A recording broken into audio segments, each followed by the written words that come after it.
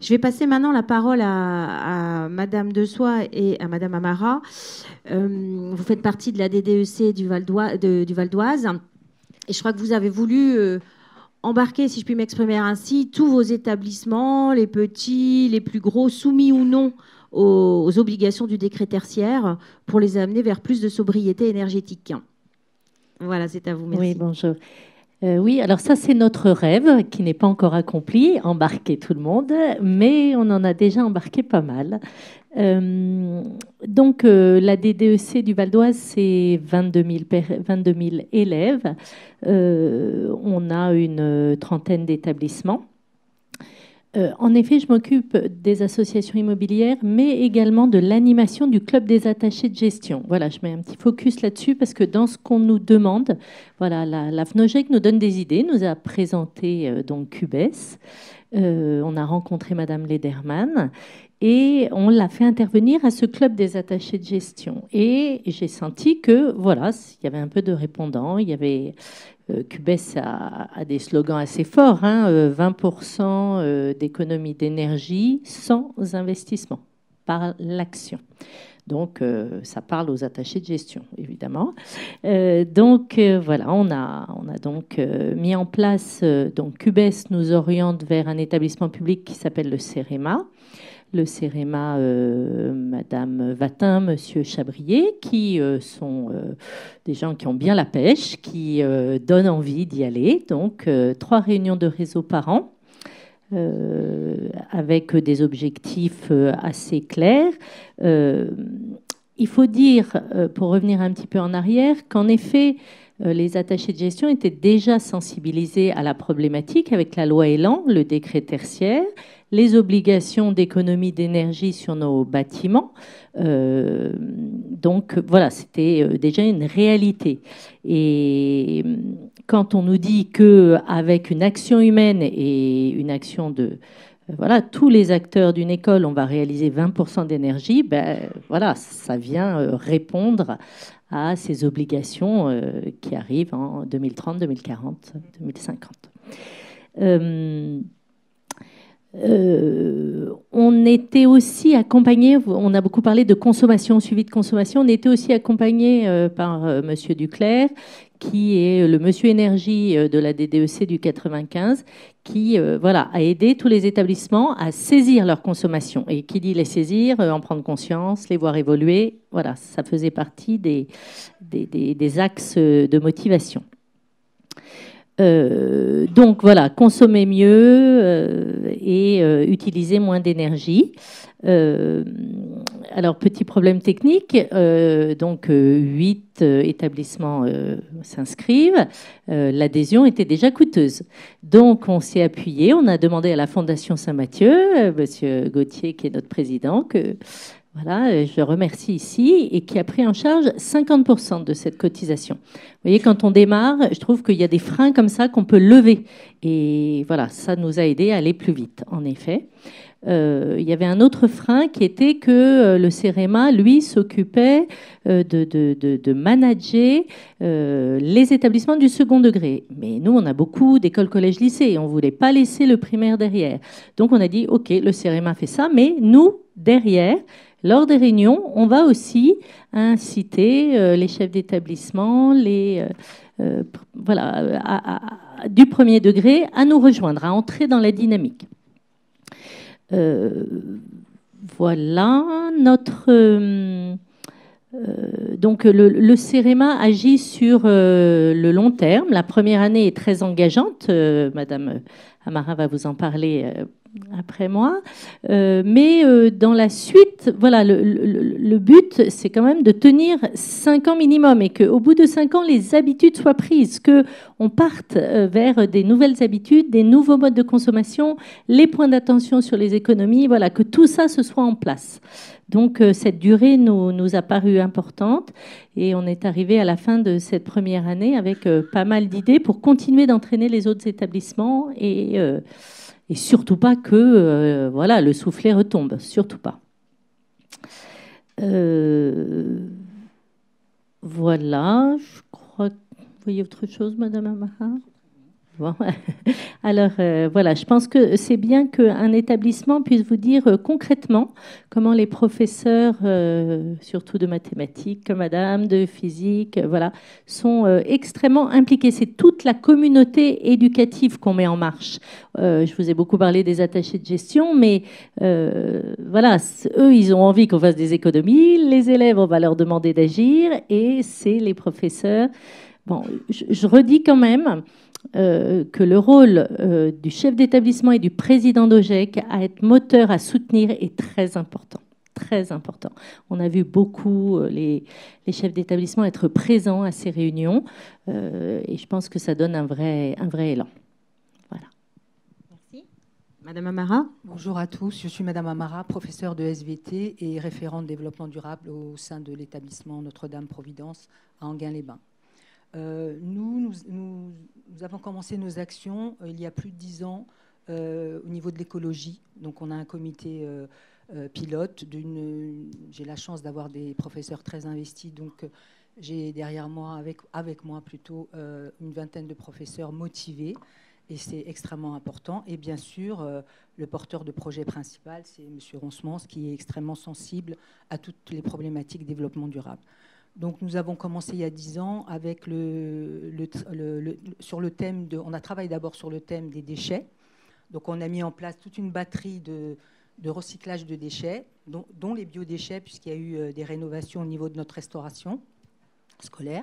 Donc les élèves, dès la 6e, ils arrivent, ils voient que tous les élèves trient leurs déchets. Et bien sûr, c'est transformé en biomasse et en compost, etc.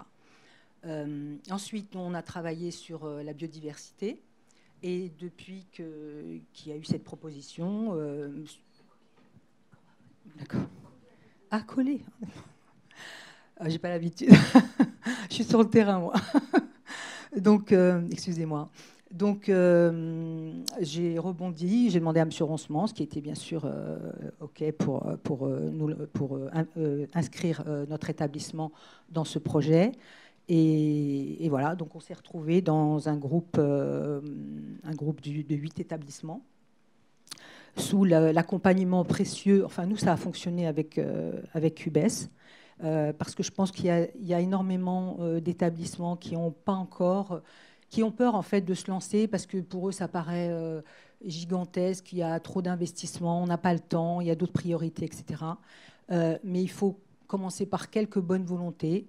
Il y a sûrement dans les équipes des bonnes volontés, des gens qui sont conscients de toutes les problématiques liées au développement durable. Et il y en a malheureusement, en particulier l'énergie depuis toujours. Mais là, avec la crise, les gens ont commencé à comprendre qu'il fallait agir très rapidement. Comme a dit Madame tout à l'heure, c'est maintenant, aujourd'hui. Il y a une vraie prise de conscience qu'il faut prendre. Alors, la problématique, en sens, dans ce type de projet, c'est qu'il faut changer les mentalités et les comportements. Donc, c'est deux objectifs qui sont un petit peu complexes. Mais voilà, on est obligé de passer par là.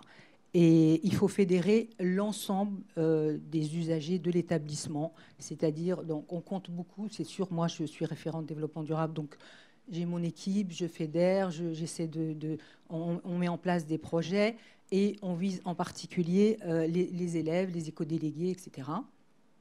Mais aussi, il faut absolument que tout le monde s'implique, l'ensemble des enseignants, l'ensemble de toutes les équipes pour que ça fonctionne et que ça aboutisse à de réels résultats vraiment très visibles. Nous, depuis l'arrivée de M. Ronsemans en particulier, il y a énormément de travaux qui ont été lancés. Donc, on a maintenant des bâtiments neufs. Et grâce à toutes ces rénovations, on est passé, avec UBES, on nous a demandé la consommation, de mesurer la consommation en énergie de 2019 à 2022. Et on est passé de 560 000 kilowatts à 320 000 kilowatts aujourd'hui. Je vais vous donner un chiffre qui est plus parlant. On a à peu près 120 000 euros de dépenses au niveau de l'énergie.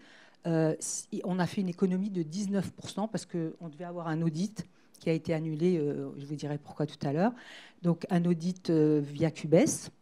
Donc, ils nous ont demandé des chiffres, etc., des factures. Et on nous a dit qu'on avait réduit notre consommation d'énergie de 19%.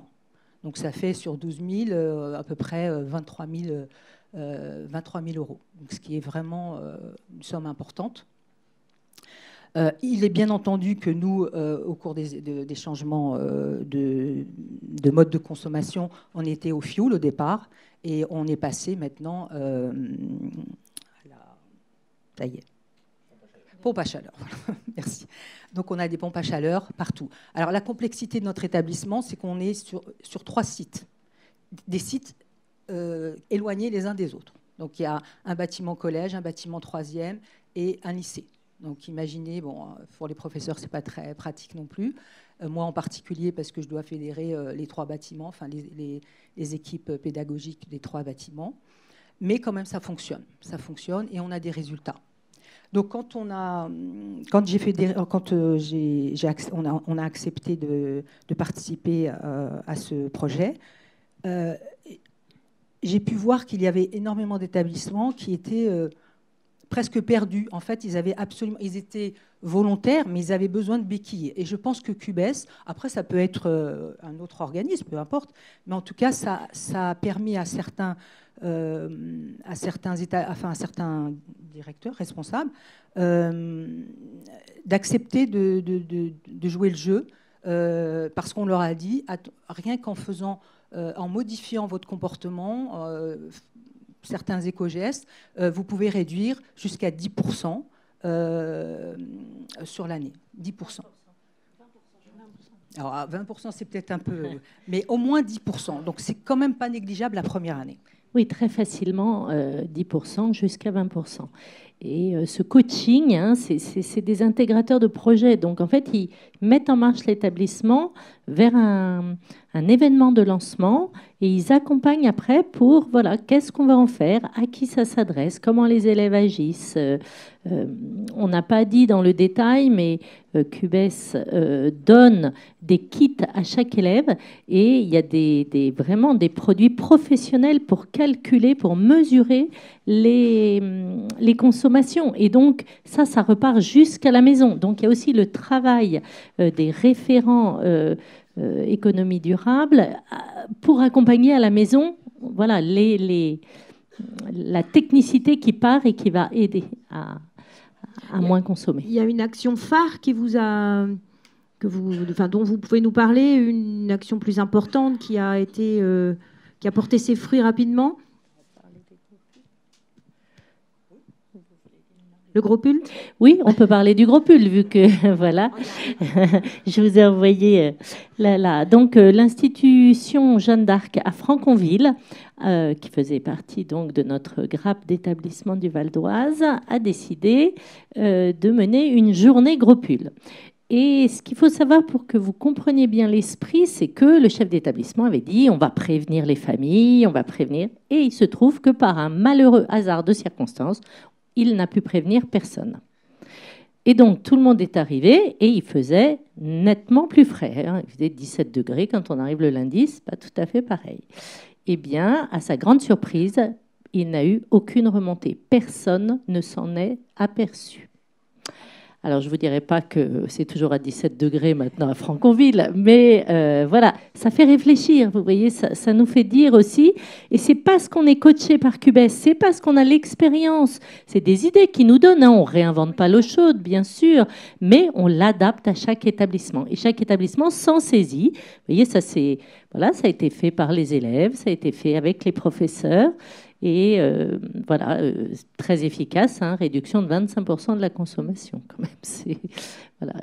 Le concours vous a permis de rentrer dans la démarche de toute façon. Oui, c'est d'avoir des idées, des propositions, de sensibiliser les acteurs. C'est un effet d'entraînement, vous voyez, parce que des découragements, il y en a plein. Comme disait Madame Amara, on arrive avec des établissements, ils n'ont rien fait, ça n'avance pas. Mais de voir les autres, de se saisir d'idées, de se les approprier, de les adapter, eh ben, on rentre dans une démarche qui entraîne. Et du coup, vous allez communiquer à travers dans votre réseau maintenant avec les autres. J'ai dit que vous aviez embarqué tout le monde, mais non. C'est l'idée de communiquer, de faire un retour à tous vos établissements? Alors, bien sûr, c'est les réunions de réseau. En plus, certains établissements étaient accompagnés personnellement par QBES. Donc, tous les résultats qu'on avait étaient communiqués après à notre club des attachés de gestion et également en réunion de chefs d'établissement qui savent que le projet est en marche sur le diocèse. Donc, tout à fait, oui, oui. Et maintenant, l'idée, c'est de poursuivre. C'est que, voilà, ceux qui n'étaient pas là, bah, à force d'en entendre parler, ils disent « Ah bon, alors vous faites quoi cette année? C'est l'année 2, on commence, on recommence. » Alors, on ne va pas recommencer de la même façon, mais oui, on cherche à nouveau un coaching, à nouveau avec QBES, à nouveau, on va demander l'aide de la Fondation Saint-Mathieu, et on repart, mais pas en année 1 améliorée, on repart en année 2 et on entraîne tous ceux qui veulent venir pour voilà, se lancer. D'accord, merci.